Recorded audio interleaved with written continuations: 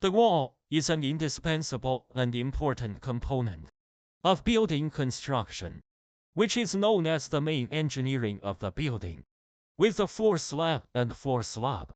In masonry structures, walls are the main load-bearing components, accounting for 30% to 40% of the total cost.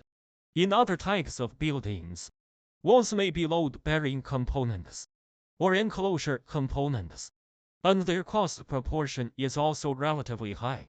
Therefore, in architecture engineering design, it is very important to choose wall materials, structural schemes, and construction methods reasonably. For a long time, people have been focusing on the technology of walls and economic issues of walls, making unremitting efforts and explorations, and have made certain progress. From today, let's learn about the relevant knowledge of walls together.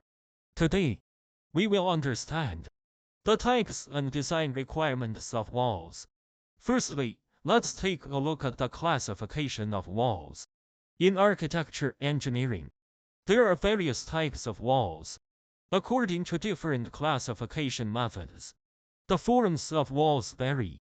Here, we will discuss several common classification methods and types. Firstly, the wall is divided into interior and exterior walls, based on its location. From the picture, we can see that the walls arranged along the edges of the building are called exterior walls. The walls surrounded by exterior walls are called interior walls. The walls arranged horizontally along the building are called transverse walls. Conversely, the walls arranged vertically along the building are called longitudinal walls. The horizontal walls at the beginning and end are called mountain walls. The wall between door and window, openings on the same wall, is called a window-to-window wall. In mixed structure buildings, according to different stress methods, walls are divided into load-bearing walls and non-load-bearing walls. A wall that directly bears the load transmitted from floors, roofs, beams, and so on, is called a load-bearing wall. On the contrary, any wall that does not bear external loads is called a non-load-bearing wall. Non-load-bearing wall can be divided into the following four types. Self-supporting wall does not bear external loads, but only bears its own weight and transmits it to the foundation. It is called self-supporting wall. Partition wall only serves to separate rooms, does not bear external loads, and transfers its own weight to wall beams or floor slabs. Is called partition wall. Infill walls.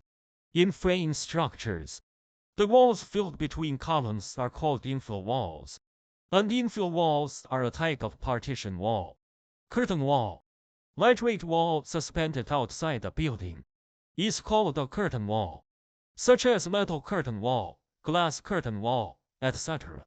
Walls can be classified according to different masonry materials. The more common types are earth walls, stone walls, brick walls, masonry walls, and reinforced concrete walls. Brick has a long history and is a traditional masonry material in Chinese architecture. It is still the main building material for general buildings in China. Although brick has many advantages, it has the disadvantages of self-weight, poor thermal performance, low construction efficiency, and occupation of farmland. Nowadays, some areas have made regulations restricting the use of red bricks. A few economically developed areas have no longer allowed the use of clay bricks in buildings. Block wall is a wall made of prefabricated block materials. According to certain technical requirements, masonry is the same as the sintered ordinary brick, which can make full use of industrial waste and local materials. It has the advantages of low production investment, being effective rapidly, not occupying arable land, protect environmental, and save investment. It can also use plain concrete, which is easy to produce.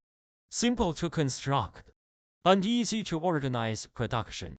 Using block wall is one of the main ways of wall construction in China at present.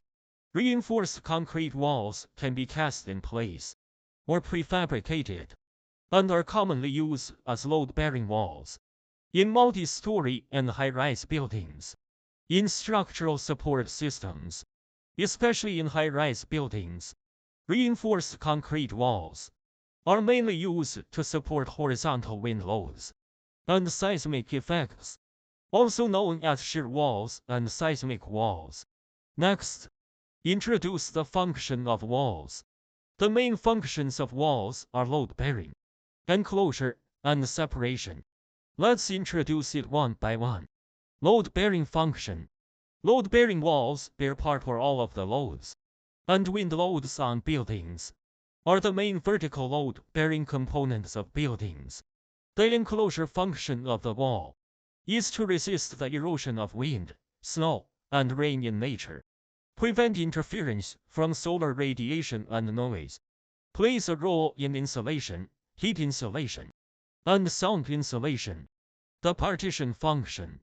Wall can divide the space into indoor and outdoor spaces, and divide the indoor space into several small spaces. Each usage space is independent of each other, can avoid or reduce interference with each other. It should be noted that walls don't often have all three functions mentioned above at the same time, but often only have one or two of them. Through the above explanation, we know that walls are important components in buildings. So, what requirements should our walls meet during design? The design requirements for walls mainly include the following points. First, the wall should have sufficient strength and stability. Second, as a load-bearing wall, it must have sufficient strength to ensure the safety of the structure. The stability of the wall is also an important issue related to its normal use. Third, the wall should meet the requirements of thermal engineering, sound insulation, fire prevention, and moisture prevention to ensure the safety and comfort of each usage space. Fourth, the wall should meet the requirements of reducing its own weight, lowering costs, and continuously adopting new materials and processes.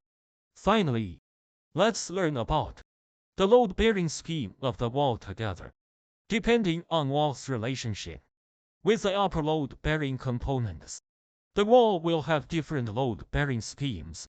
It should be based on the actual situation of the building and the processing capacity and construction level of prefabricated components to select reasonably.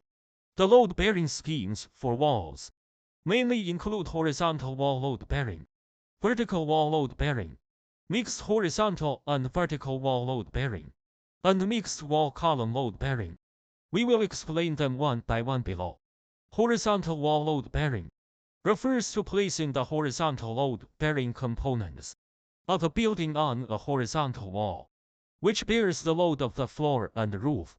Usually, the spacing between the horizontal walls of a building is smaller than the spacing between the vertical walls. Therefore, the horizontal load-bearing components placed on the transverse wall have a small span, and its cross-sectional height is small, which can save steel and concrete, and increase the indoor clearance height. Due to the transverse wall is a load-bearing wall, it has sufficient thickness and small spacing, so it can effectively increase the stiffness of the building and improve its ability to resist horizontal loads. The load-bearing capacity of horizontal walls also have disadvantages, as the spacing of horizontal walls is limited by the span and specifications of horizontal load-bearing components. The size of building bay width does not change much, making it difficult to form large indoor spaces. So, the horizontal wall load-bearing scheme is suitable for buildings with small room openings and minimal size changes, such as dormitories. Vertical wall load-bearing refers to placing the horizontal load-bearing components of a building on a vertical wall, which bears the load of the floor and roof. The advantage of this load-bearing scheme is that it is easy to form large spaces and has a large usage area. The disadvantage is that the span of the horizontal components is large, and their self-weight and cross-sectional height are also large. Due to the transverse walls do not bear weight, their strength and stiffness are weak, and they cannot resist horizontal loads. So building's stiffness is poor. Hybrid load-bearing refers to the combination of vertical and horizontal walls. Both the horizontal and vertical walls of a building are load-bearing walls. The hybrid load-bearing of vertical and horizontal walls, combining the advantages of both horizontal and vertical wall load-bearing capabilities, and has strong practical applicability. But there are many types of horizontal load-bearing components. Beams occupy space, making construction more complex. Finally, the mixed load-bearing structure of walls and columns is also known as an internal frame structure. One end of the horizontal load-bearing component is placed on the wall, and the other end is placed on the column, jointly bearing the load transmitted by the horizontal load-bearing component. The mixed load-bearing scheme of walls and columns is suitable for buildings with large indoor spaces, such as restaurants, hotels, and so on. In a building, there are often several different load-bearing schemes that should base on building's spatial layout and usage requirements to select reasonably. That's all for this lecture on the types and design requirements of walls. Thank you.